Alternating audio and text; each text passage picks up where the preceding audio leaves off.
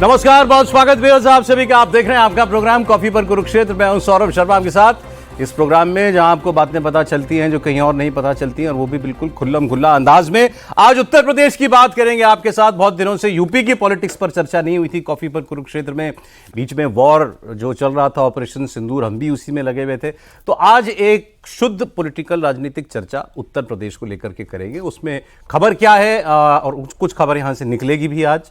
कुछ ठेस भी कहीं पहुंचानी हो तो आप लोग देख लीजिएगा। मेहमान हमारे साथ प्रदीप सिंह जी आ चुके हैं। सर बहुत स्वागत आपका। आनंद विजय जी हमारे साथ हैं। सर बहुत स्वागत आपका। और शांतनु गुप्ता जी भी आ गए हैं। शांतनु जी कहीं गए नहीं इस बीच? आप थोड़ा घूमा है अहमदाबाद। बिना घूमे कहाँ है? अहमदाबाद गया। हाँ, तो आज ठीक यूपी का पूरा जो है, एक बस बिहार जो है बीच में है, वरना 3 आज यूपी के हैं। कल वाला उल्टा कर दिया हमने, कल 3 बिहार के थे। वो मैं समझ रहा था कि आप कुछ करने वाले हैं कल। Balancing act. कल जब आपने कहा कि 3 वर्सेस 1 है, तो हमने कहा कि इसका मतलब कल कुछ होने वाला है। तो यूपी की पॉलिटिक्स में क्या चल रहा है आज, इसकी जरा हम लोग बात करें। देखिए, इमीडिएट जो ट्रिगर पॉइंट या हुक हम लोग कहते हैं खबर का क्या है, वो ये कि योगी जी कल दिल्ली आए थे और वो होम मिनिस्टर अमित शाह से मिले हैं। 15 तारीख को उत्तर प्रदेश लखनऊ में एक बड़ा कार्यक्रम होने जा रहा है। 60,000 सिपाहियों की भर्ती की है यूपी ने। तो ये अपने आप में एक तो बड़ी अचीवमेंट है कि बिना किसी आरोप के और इस सब के एक भर्ती प्रक्रिया, और वो भी बड़ी भर्ती प्रक्रिया उत्तर प्रदेश ने पूरी कर ली है। और उस कार्यक्रम में अमित शाह जी भी होंगे। उन्हीं को इनवाइट करने के लिए योगी जी आए थे। तो 15 जून को ये कार्यक्रम होगा लखनऊ के अंदर। अब क्योंकि अब अमित शाह जी और योगी जी एक कार्यक्रम में है, तो एक चर्चा अपने आप वैसे ही शुरू हो ही जाती है। तो अब एक तो ये कि भाई अब सब कुछ ठीक है। अभी कितना वक्त गुजरा है, अभी हम लोग 11 साल मोदी जी के हुए पूरे होने की खबरें चला रहे हैं ना, तो मतलब 1 साल इस नए कार्यकाल का। अब उसमें क्या हाल हुआ था यूपी में, आपको याद है? बीजेपी कहाँ 75 सीटें जीतने की बातें हो रही थी, और उस वक्त बीजेपी आ गई 33 सीट के ऊपर, बस 3 सहयोगियों वाली 36 सीट पर आ गई थी। अखिलेश यादव नंबर 1 पार्टी बन गए। तो उससे क्या सबक लिया, और जो सबक लिए क्या वो अमल में लाए गए, चाहे वो किस पार्टी के स्तर पर हो या प्रोग्राम इम्प्लीमेंटेशन के स्तर पर हो।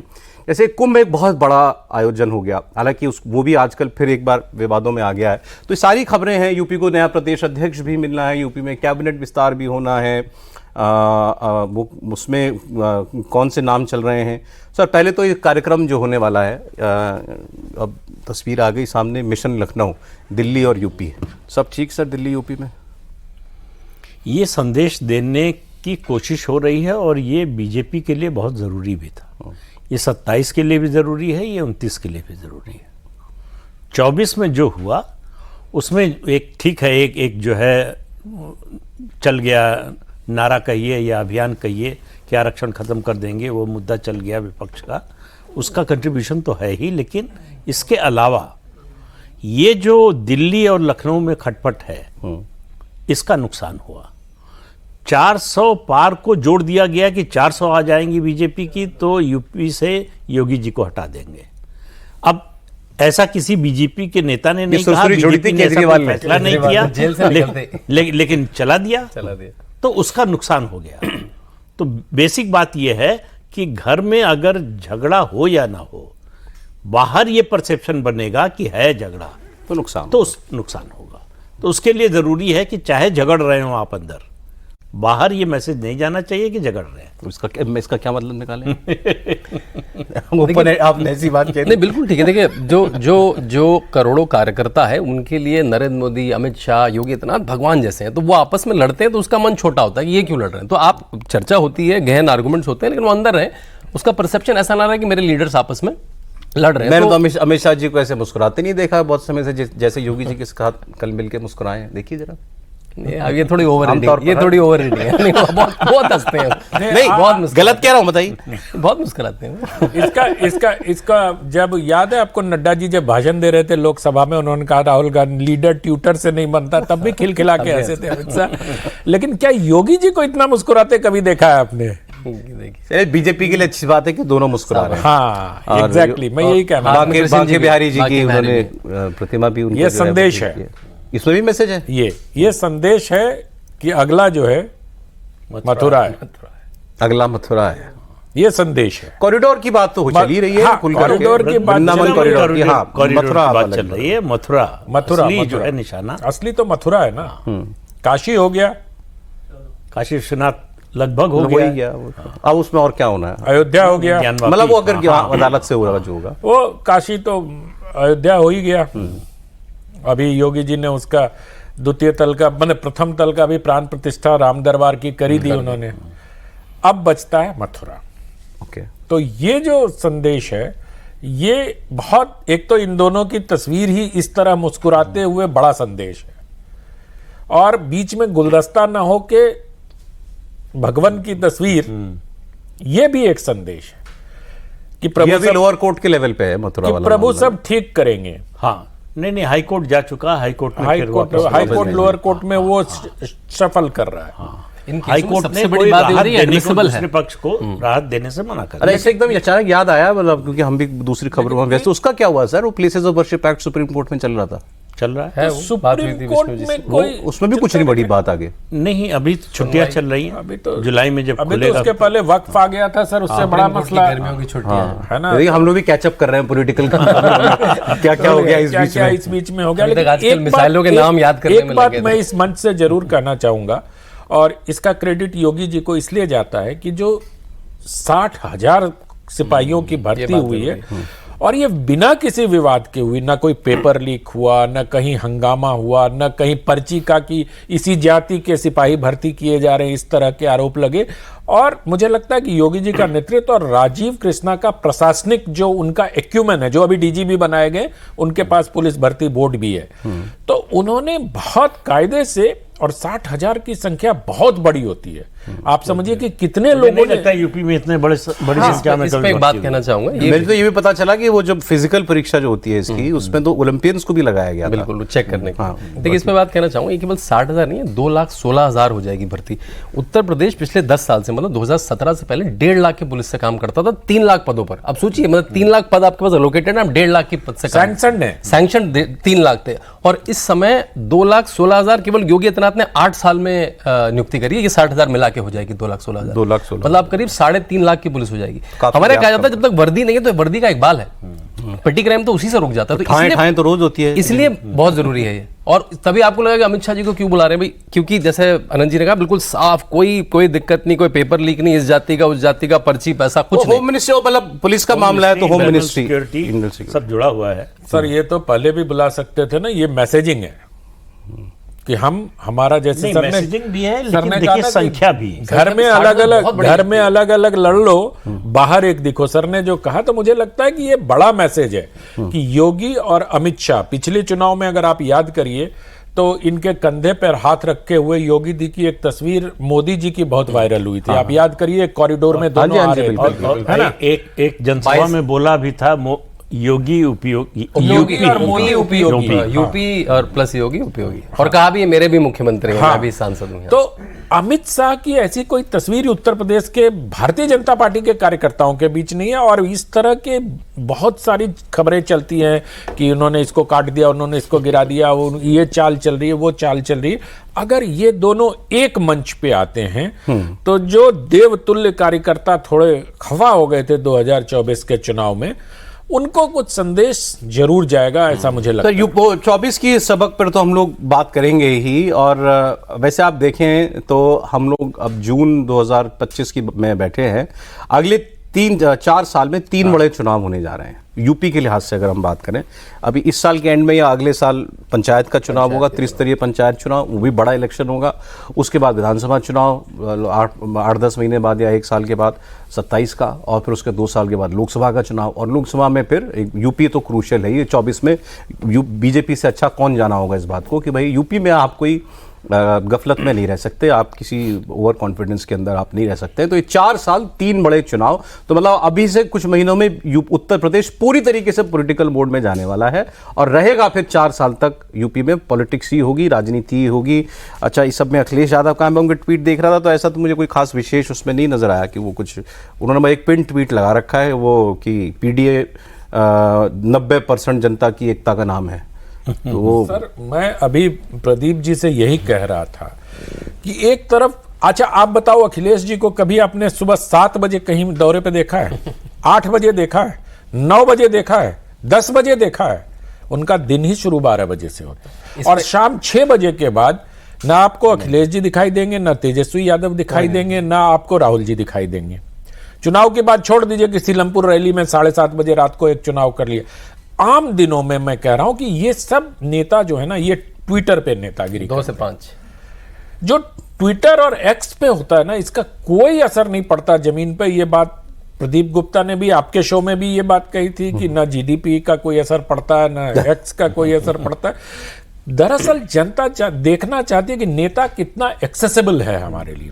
और आजकल योगी जी थोड़े ज्यादा फ्लेक्सिबल भी हो गए हैं और एक्सेसिबल भी हो गए हैं। अच्छा, ऐसा ये भी 24 का फॉल आउट है। बिल्कुल, मुझे ऐसा लगता है। आप देखिए ना, भारतीय जनता पार्टी की तरफ से ये संदेश भी है, वहां की जो टॉप लीडरशिप है, जो उप मुख्यमंत्री है, या कोई बयान आ रहा है। पहले केशव मौर्य जी के बयान निहितार्थ निकाल के हम लोग चर्चा करते थे कि उन्होंने योगी को यह संदेश दिया। अब केशव मौर्य जी का भी कोई बयान नहीं आता, ब्रजेश पाठक जी का तो खैर आता ही नहीं था। तो ऐसा लगता है कि हाउस इन ऑर्डर है। ओके। और योगी जी पर जो एक तरीके की कुछ लोग तोहमत लगाते थे कि वो अफसरों के कहने पर चलते हैं, सारी बातें अफसर ही करते हैं, पार्टी कार्यकर्ता की अनदेखी हो रही है, वो भी अब थोड़ा थोड़ा मुझे लगता है कि पार्टी कार्यकर्ताओं के द्वार खुले नहीं खुले ये मुझे मालूम नहीं, लेकिन जनप्रतिनिधियों के द्वार योगी जी ने खोले हैं पहले से ज्यादा। अच्छा, वो थोड़े फ्लेक्सिबल एमपी एमएलए पार्षद, हाँ, इन लोगों से मिलना जुलना ज्यादा। अगर आप उनकी ट्विटर की वॉल देखेंगे तो 3 बार विधानसभा लगती है, तीनों बार वो सारे विधायकों से मिलते हैं, कुछ कुछ को 2-2 3-3 से, मतलब लोकसभा वाइज। तो आप देखेंगे उस समय पे आपको उनकी वॉल में केवल विधायक देंगे, सारे अभी मैं अभी उनके देख रहा था, जैसे अभी मतलब कुछ दिन पहले देवरिया के विधायक शलभ मनी का उनके साथ आमने सामने बैठा, उसके पहले संगठन मंत्री के ट्वीट। तो इस तरह के अलग अलग क्षेत्र के मतलब विधायक भी हैं, संगठन के लोग भी हैं और मंत्री लोग भी हैं। मतलब मिल तो रहे हैं, ये तो आपने सबने इन्होंने भी बता दिया। लेकिन एक शिकायत होती थी कि काम नहीं होते, बीजेपी कार्यकर्ता ही कहता था हमारे काम नहीं होते। उसमें भी कुछ परिवर्तन है सर? नहीं, देखिए, काम नहीं होते ये बड़ा जो है गूढ़ वाक्य है। कौन से काम नहीं होते? हम तो कहते हैं मतलब 2 तरह के काम होते हैं। एक आपकी कॉन्स्टिट्यूंसी से रिलेटेड है कि हमारे क्षेत्र में विकास का ये काम नहीं हो रहा है, ये रुका हुआ है, ये सड़क रुकी है, ये भवन रुका है, ये स्कूल रुका है। ये अगर नहीं हो रहा है तो शिकायत आपकी बिल्कुल जायज़ है, 100%। लेकिन आप अगर थाने पर जाते हैं और कहते हैं कि फलां को जो गिरफ्तार किया आपने छोड़ दीजिए, और वो दरोगा सुनने से मना कर देता है, और आप शिकायत करते हैं कि ये दूसरा पहलू था, अफसर नहीं सुनते। हाँ, अफसर ने हमारी सुनवाई नहीं करते। अफसर ने कौन सी बात नहीं सुनी ये भी बताना चाहिए। नहीं सुनी ये तो ठीक है बात, किस मामले में नहीं सुनी और क्या आप कहने गए थे जो नहीं सुनी। तो पार्टी ने पहले ही जब सरकार बनी थी तभी, और केंद्र में बनी थी तब भी, प्रधानमंत्री ने सांसदों के, नए सांसदों की बैठक में कहा था कि भाई आप काम लेकर, ट्रांसफर पोस्टिंग लेकर, ये आपका काम नहीं है, क्षेत्र के विकास का काम है आपका, पार्टी का संदेश पहुंचाने का काम है, विचारधारा पहुंचाने का काम है।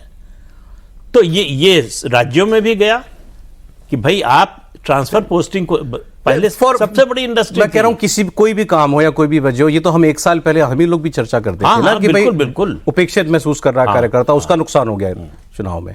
तो वो उस फ्रंट पर कुछ बेहतरी नहीं, उसका नुकसान तो मैं नहीं कहता कि उसकी वजह, क्योंकि कार्यकर्ता को ये शिकायत ज्यादा नहीं होती, और जो जिसको होती भी है चुनाव के समय भूल जाता है। नेता को परेशानी होती है, और नेता अगर उस समय गड़बड़ करेगा, मतलब नेता से मेरा मतलब है सांसद या लोकसभा है तो सांसद है, लोकसभा है तो, और विधानसभा है तो विधायक करेगा तो चुनाव हार जाएगा। तो आप देखिए कि जनता क्या सोचती थी इन लोगों के बारे में, कितने बड़े पैमाने पर हराया है सांसदों को, सिटिंग एमपी कितने हारे हैं। ये इसलिए नहीं हारे कि अफसर ने काम नहीं किया, इसलिए हारे कि लोग इनके काम से खुश नहीं थे, इन्होंने जनता का काम नहीं किया। तो ये बात वो दोष देते रहे अफसरों को, वो दोष कई सांसदों को तो प्रशासन ने भी हरवाया। ऐसा मतलब उस समय चर्चा हुई थी कि अगर इनको थोड़ा सा मतलब अब मैं अगर इसका ही मुजफ्फरनगर का ही उदाहरण दूं, संजीव बालियान जी का, तो मतलब चौधरी अजीत सिंह को जो व्यक्ति हरा सकता है वो 20,000 वोट से हार जा रहा है, तो उस समय खबर यही भी आई थी ना कि प्रशासन ने उनके, तो खैर अब वो सब नहीं, बातें अब अगर खत्म हो गई। कोई नेता, कोई सांसद, विधायक, जो भी उम्मीदवार है, ये उम्मीद करता है कि प्रशासन उसको जितवा देगा। नहीं, प्रशासन जितवाएगा नहीं, नहीं सर, प्रशासन लेकिन जितवा स्थितियां नहीं सकता। अनुकूल और प्रतिकूल बनाता है ये सारी प्रशासन चर्चा हम लोग इसलिए कर रहे हैं कि 24 में जो बीजेपी के साथ हुआ, यूपी में जो झटका लगा, उससे क्या सबक मिला, ब्रॉडली ये बात है। तो एक आपने कहा कि एक तो आपको हाउस एंड ऑर्डर दिखाना है, वो उसकी ये तस्वीर ये एक सामने अभी आ ही रही है। दूसरा, संजीव बालियान का तो 22 में ही दिख गया था। उनकी अपनी लोकसभा से कितने विधानसभा के सदस्य जीते, मतलब कितने उम्मीदवार जीते। तो उनसे नाराजगी स्थानीय जाटों की थी। दिल्ली लखनऊ की दूरी वाली बात को दूर किया है बीजेपी ने। दूसरा आपने बताया कि अब लखनऊ में भी जो चलता था वो भी अब थोड़ा कम हो गया, मतलब विजिबल नहीं है, विजिबल नहीं है। केशव जी और कुछ और योगी जी के बीच में कुछ चल रहा था। मैंने पूछा एक दो लोगों से बात करके, तो ये था कि नहीं, अब इस वक्त तो सब कुछ बिल्कुल नहीं, लखनऊ में जो चलता था वो दो तरह से नुकसान करता था। एक तो झगड़े का संदेश जा रहा है, मतभेद है, असंतोष है, ये तो जा ही रहा था। दूसरा संदेश ये जाता था कि दिल्ली से शय मिल रही है, इसलिए ये हो रहा है। वो ज्यादा नुकसान करता था। तो वो भी अब सब 24 के बाद आप देखिए कि इस तरह की कोई बात नहीं हो रही है। ठीक है सर, प्रदेश अध्यक्ष को लेकर के क्या है? अभी तो राष्ट्रीय अध्यक्ष का वैसे कुछ नहीं पता चल रहा है, लेकिन प्रदेश अध्यक्ष होगा तभी राष्ट्रीय अध्यक्ष होगा ना? नहीं, वो तो एक बहाना है सर, प्रक्रिया है। हाँ, प्रक्रिया का बहाना है। जिस दिन घोषित करना होगा राष्ट्रीय अध्यक्ष, 2 मिनट भी नहीं लगेंगे प्रदेश अध्यक्ष घोषित करने में। लेकिन उसी से मेरा मानना है कि उत्तर प्रदेश में क्या सुधरा है, ये संबंध जो बाहर से दिख रहा है सुधरा, अंदर से प्रदेश अध्यक्ष से पता चलेगा कि कौन बनता है। एक बहुत ही वरिष्ठ और जिम्मेदार भाजपा नेता ने कहा कि जिला अध्यक्ष के पद बिक रहे हैं। अरे अब मुझे नहीं मालूम इसमें कितनी सच्चाई है, लेकिन वो इस पूरी प्रक्रिया पर उनकी नजर है और उनका कहना है कि ये बात उन्होंने ऊपर पहुंचाने की कोशिश की है। पहुंची है कि नहीं पता नहीं, बड़ा गंभीर आरोप है। तो आप इससे अंदाजा लगाइए कि स्थिति क्या है। तो अब पार्टी को यह तय करना है कि ऐसा नेता चाहिए, या जो कहा जाता है ना कि कार्यकर्ता की बात नहीं सुनी जा रही है, अफसर नहीं सुन रहे हैं। तो पहले तो पार्टी का अध्यक्ष, प्रदेश अध्यक्ष तो सुने। पार्टी के पदाधिकारी कार्यकर्ता की अगर नहीं सुनेंगे, पार्टी के राष्ट्रीय अध्यक्ष से पार्टी का राष्ट्रीय मंत्री अगर 1 साल 1.5 साल तक मिल नहीं पाता है, इसमें कौन सा अफसर आ गया? तो ये जो कम्युनिकेशन है नेता और कार्यकर्ता के बीच में, ये सुधरेगा तो नेता और जनता के बीच का कम्युनिकेशन सुधरेगा। ठीक है। तो इसमें जब तक सुधार नहीं होता, तब तक फिर क्या होता है कि भाई आपने कोशिश की मिलने की अध्यक्ष से, महामंत्री से, संगठन मंत्री, किसी से भी, और आप 4 बार कोशिश किया, नहीं मिले, तो आपके जो मन में आएगा कि नहीं वो उनकी वजह से नहीं मिलते, वो तो अनंत जी ने मना कर दिया होगा इसलिए नहीं मिल रहे हैं। आपकी ये बात में दम नहीं है। कोई प्रदेश अध्यक्ष बता देगा कितना सबक सीखा और कितनी दूरियां मिटी हैं। जब तय होगा तो उससे हमको पता चल जाएगा। अब सरकार की, पार्टी के बाद सरकार की बात करें, क्या मंत्रिमंडल में भी होना है फेरबदल? ये होता ही है, उस जब अगला चुनाव के 1.5-2 साल पहले होता ही है, तो होगा ही बिल्कुल। बहुत सारे हैं आपके पास, 270 के आसपास विधायक हैं, सबका मन है मंत्री बनने का, तो एक बार एडजस्टमेंट होगा। वैसे भी जब से बना है तब से कोई परिवर्तन हुआ नहीं। इसमें डिप्टी सीएम में कोई परिवर्तन की चर्चा सुन रहे हैं क्या? वो मुश्किल है, अंतिम उनको कहीं और कुछ बड़ी चीज, कोई राष्ट्रीय नेतृत्व ना मिल जाए या फिर प्रदेश अध्यक्ष ही ना बना दे किसी कोई, मतलब कोई दलित। अब मैंने तो ये भी सुना कि भाई ये भी चर्चा थी कि जो 3 डिप्टी सीएम कर दो, वैसे कहीं है नहीं मेरे ख्याल में। तो मतलब किसी दलित को बनाए उप मुख्यमंत्री, एक ऐसी सोच है। आंध्र प्रदेश में 5 भाई साहब ने 3 बना रखे थे, 5 थे उसके, 5 संवैधानिक बाधा, 5 राजधानियां भी बना रहे थे क्योंकि न ये संवैधानिक पद है, इसमें कोई संवैधानिक बाधा नहीं है। आप जिसको भी मर्जी कहने लग जाओ, प्रोटोकॉल होता है कार्यक्रमों में बैठने का, बाकी खाली नॉमेनक्लेचर बदल जाता है, उसके अलावा होता तो मंत्री ही, ऐसा तो है नहीं कि इंपॉर्टेंस बढ़ जाती है, उस व्यक्ति की इंपॉर्टेंस बढ़ जाती है। हेलीकॉप्टर वगैरह लेने लग जाता है, जो झगड़े की थोड़ी वजह बनती है ना कि मुझे भी हेलीकॉप्टर से जाना है, मुझे भी स्टेट प्लेन दे दो, मैं भी डिप्टी सीएम हूँ। बस अगर यही सब होता है। केशव जी के अगर स्टेट प्रेसिडेंट बनने की कहीं कोई बात हो तो दोनों जगह फेरबदल मुमकिन है, ऐसी चर्चा है सर, कहीं सुनी आपने? नहीं, देखिए कोई चर्चा सुनाई नहीं देती है। ऐसी चर्चा है तो बिल्कुल नहीं सिर्फ सुनाई पता चलता चांस है, लिया था वो। रिजल्ट जब घोषित होता है तब पता चलता है। बाकी कहाँ चर्चा हो रही है और वो चर्चा चल रही है या चलवाई जा रही है, ये भी जो है प्रश्न है। ये तो सबसे ज्यादा महत्वपूर्ण प्रश्न है कि चर्चा चर्चा हो रही है कि चलाई जा रही है या चलवाई जा रही है। बिल्कुल मासूम प्रश्न था सर, इसमें कहीं अगर कोई यही नहीं खबर चला समझ रहे रहे हैं। आपकी मासूमियत पर तो ऐसे भी हम लोग बलियारी रहते हैं। तो ऐसा कुछ नहीं मतलब। मैं तो कैसे ग्रेप कह दूं वाइन कि पूछ रहा हूँ सर, और कुछ नहीं, ऐसा कहीं सुना हो किसी ने तो। ऐसी कोई खबर नहीं, आपने नहीं सर सुना, हमें कोई बताने नहीं आया। हमने तो उससे भी ज्यादा बड़ा सुना है सर, कि केशव जी को राष्ट्रीय अध्यक्ष बना दिया जाए, ये तो चर्चा, ये तो बात हुई है ना। थी। आप उनको मतलब उत्तर प्रदेश तक क्यों सीमित करना चाहते हैं? नहीं तो आज अभी तो केशव आज तो जी अगर राष्ट्रीय अध्यक्ष भी बनते तब भी तो डिप्टी सीएम कोई और बनेगा। लेकिन इस बात में मुझे थोड़ा सा दम जरूर लगता है इस आर्ग्यूमेंट में और इस प्रश्न में कि किसी एक दलित को एलिवेट किया जा सकता है वहां, है ना। हो सकता है कोई ब्राह्मण चेहरा भी रिप्लेस कर दे ब्रजेश पाठक जी को, अच्छा। क्योंकि उत्तर प्रदेश में मतलब मुख्यमंत्री बहुत दिनों उप मुख्यमंत्री होने के बावजूद ब्राह्मणों के बीच उनकी स्वीकार्यता उस तेजी से नहीं बढ़ी है जो एक्सपेक्टेड था। और ये भी है कि आप देखिए, इतनी बड़ी पार्टी, इतनी पुरानी पार्टी, को बाहर से लेना एक समय जो है ब्राह्मण उसका कोर वोट हुआ करता था, आज भी है। बाहर से आया हुआ कोई व्यक्ति जो है वो उस सीढ़ी पर सबसे ऊपर जाकर बैठ गया है। तो ये आपकी जो लीडरशिप डेवलपमेंट का आपका कार्यक्रम है उसकी ओर भी इशारा करता है कि किस तरह का काम किया है। जाति के लिहाज से अगर देखें तो प्रदेश अध्यक्ष जैसे अभी भूपेंद्र जी हैं जो जाट समाज से आते हैं, तो किसका क्लेम वैसे बनता है? मतलब नहीं, क्लेम तो नहीं कह सकते किसका बनता है, लेकिन अगर आपको इलेक्टरल पॉलिटिक्स की दृष्टि से देखना है तो किसी दलित को बनना चाहिए। ये जो है, क्योंकि देखिए आपको 24 में नुकसान सबसे बड़ा क्या हुआ है? दलित वोटों का। बिल्कुल। आपको राष्ट्रीय स्तर पर सबसे ज्यादा जरूरत क्या है इस समय? दलित वोट की। तो मैसेजिंग कहां करनी है आपको? दलित वोटों में। तो इसलिए अपोजिशन का और कैंपेन दलित वो भी ऐसा होना चाहिए जो भाजपा जनसंघ के समय से उसका कोर वोट रहा हो। ये जो कोशिश हो रही है भाजपा में जाटवों को बढ़ाने की, जाटव बीजेपी के साथ, जो वोटर की बात कर रहा हूं, नहीं आएगा। और भाजपा में जो जाटव नेता हैं उनका अपने समाज से उस तरह का संपर्क नहीं है। अच्छा। तो इसलिए जो है वो बीजेपी से उनको जोड़ पाएंगे ये मुश्किल लगता है। और दूसरा, जब तक मायावती हैं जाटव उनके साथ रहेगा। मायावती जीते हारे, सत्ता में आए ना आए, कोई फर्क नहीं पड़ता। अभी कम से कम 2027 तक तो इसकी मुझे कोई संभावना नहीं दिखती। सबसे ज्यादा काम बीजेपी को, मैं वोटर समूह की बात कर रहा हूं, तो सबसे ज्यादा दलितों पे ही काम करना है, ओबीसी पिछड़ों, अति पिछड़ों पे।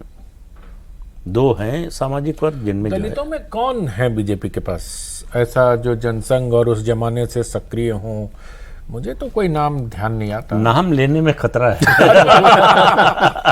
नहीं वो तो पूछ रहे हैं, कोई है भी? नहीं है, इसमें कोई शक नहीं है, लेकिन खतरा ही है कि फिर जो है उनका नाम कट नुकसान हो जाएगा। अच्छा, आप देखिए 27 मतलब पंचायत चुनाव में तो चले ये कि भाई जो सत्ता में होता है वो कर ही लेता है, वो तो निकाल ही लेता है। अच्छा, चूंकि वो उस पर होता भी नहीं है सिंबल पर, तो इसलिए सब लोग अपनी जीत का दावा कर लेते हैं। तो 1.5 साल करीब रहेगा, फरवरी में इलेक्शन होता है यूपी के अंदर, तो आप मोटा मोटा 1.5 साल ही है।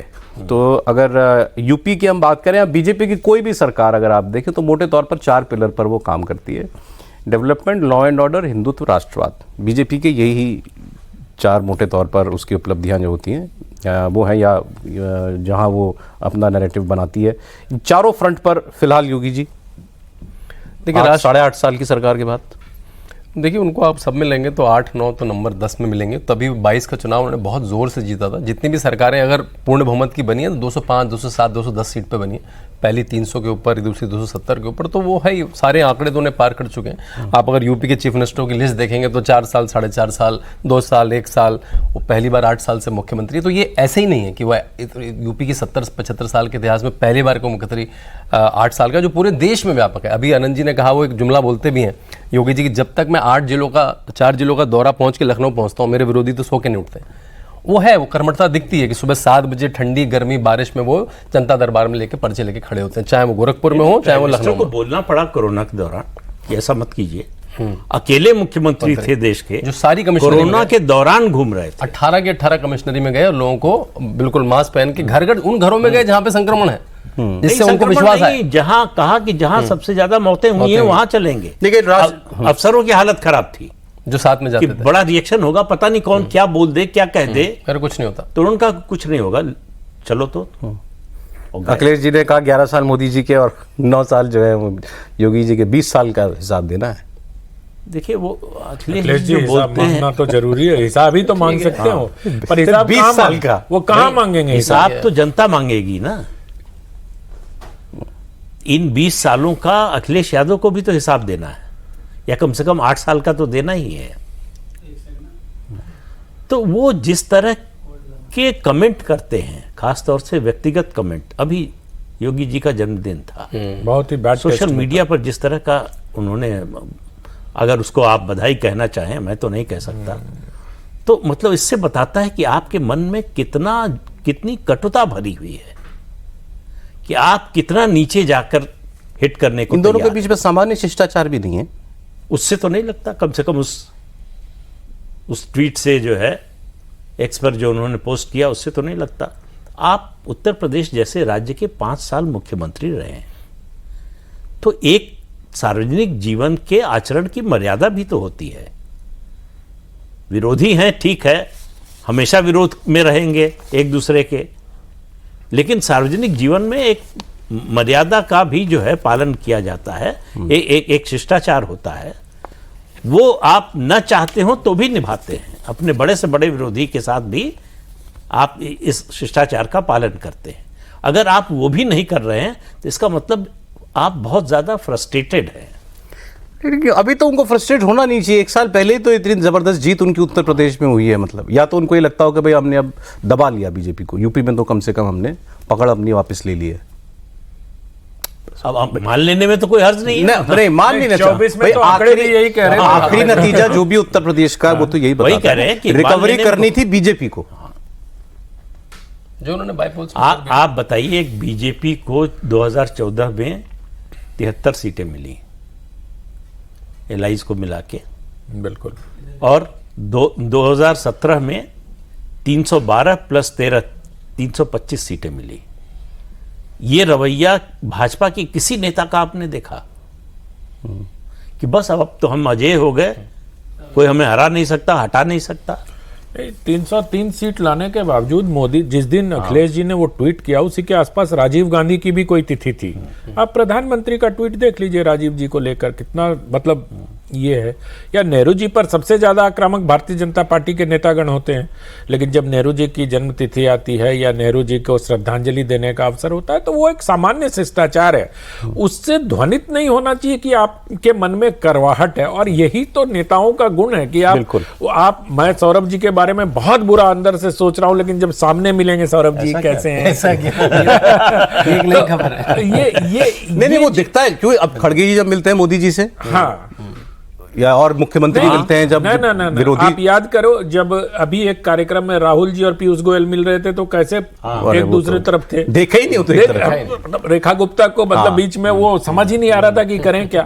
तो वो ठीक है सर। वो ये जेन जी के जो नेता है ना, जिसको पहले कुछ दिनों पहले बाबा लोग कहते थे, अब 50 पार कर गए, तो इसको मैं जेन जी का नेता। सर उमरी पैमाना है तो ये बाबा भी जेनजी वाले हैं फिर। बाबा तो तिरपन के हुए अभी 5 जून को जन्मदिन तो गया, बाकी सब 53 भी के 50 के फेर में ही तो है। राहुल गांधी थोड़ा सा और सीनियर मान लीजिए।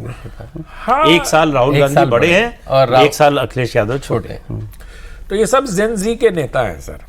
अब बाबा तो संस्कारित दूसरी परंपरा में हुए ना, तो जेन जी नहीं कहे जाएंगे, ये युवा नेता कहे जाएंगे। वो लोग तो जेन जी वाले हैं ना, वो अब अल्फा भी कह सकते हैं आप राजनीति में उनको। तो उनके सोचने का तरीका, क्योंकि वो अंग्रेजी स्कूल में पढ़े लिखे, कॉन्वेंट में। अब आप देखो, आप एक छोटा सा उदाहरण देता हूं, आप लोगों ने पता नहीं गौर किया कि नहीं, राहुल जी बिहार गए थे अभी, हाँ, है ना। अक्सर जा रहे हैं। बिहार में टॉयलेट नहीं सर, उस पर हम लोग चर्चा कर चुके। बिहार में वो दलितों को, मतलब एक वो दे रहे हैं सर, स्मृति चिन्ह टाइप कुछ दे रहे हैं, उसके बाद वो हाथ बढ़ा रहे हैं उस महिला से। आपने देखा, इसको गौर किया वीडियो को?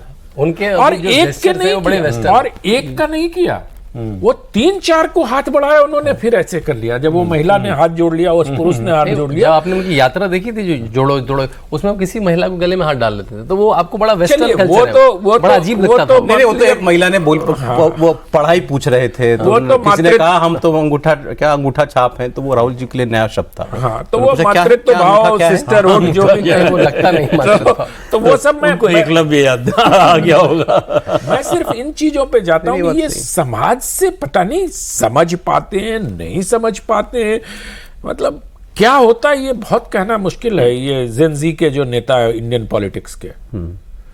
सर अच्छा, अब 27 के हिसाब से अगर बात करें, आखिरी के उसमें आ गए दौर में हम, तो बीजेपी की रिकवरी मुमकिन है? नहीं, बीजेपी 27 के लिहाज से नीचे नहीं गई थी नहीं, अच्छा। ना। वो एक मुद्दा था जो चल गया, वो फिर चलेगा, इसकी मुझे तो कम से कम कोई उम्मीद नहीं। उस समय बीजेपी एसेस नहीं कर पाई कि इसका कितना नुकसान हो जाएगा। तो जो उसके विरोधी थे उन्होंने उस पर काम किया नीचे तक पहुंचाने का। भाजपा जो है उसकी काट के लिए वो तैयारी नहीं कर पाई। आप देखिए कि परिवर्तन देखिए, महाराष्ट्र और हरियाणा में करके दिखाया। आखिर वो इशू मुद्दा चलाने क्यों नहीं की चला? वहां भी कोशिश हुई, लेकिन बीजेपी तैयार थी उसके लिए, इसका जवाब ऐसे देना है। तो आप देखिए कि 1 या 1.5 महीने तक लगाया गया किरण रिजिजू को। वहां जो महाराष्ट्र में जो 9 बौद्ध हैं, मतलब जो दलित जो बौद्ध बने हैं, कन्वर्ट हुए हैं, उन्होंने काफी खिलाफ वोट दिया था, उनके बीच में भेजा। उन्होंने कहा कि पहली बार आजादी के बाद हुआ है कि कोई बौद्ध जो है वो केंद्रीय कानून मंत्री बना है, संसदीय कार्य मंत्री बना है, ये मोदी ने बनाया है। तो मोदी हमारे विरोधी कैसे हो सकते हैं?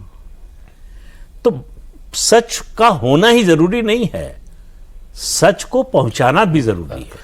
अब 24 में वो मिसाइल आ जाएगी नहीं पता था, तो एयर डिफेंस नहीं अब था इनका। अब पता है एयर इनको। डिफेंस ऑन ही नहीं हुआ। एयर डिफेंस पाकिस्तान जैसा हो गया।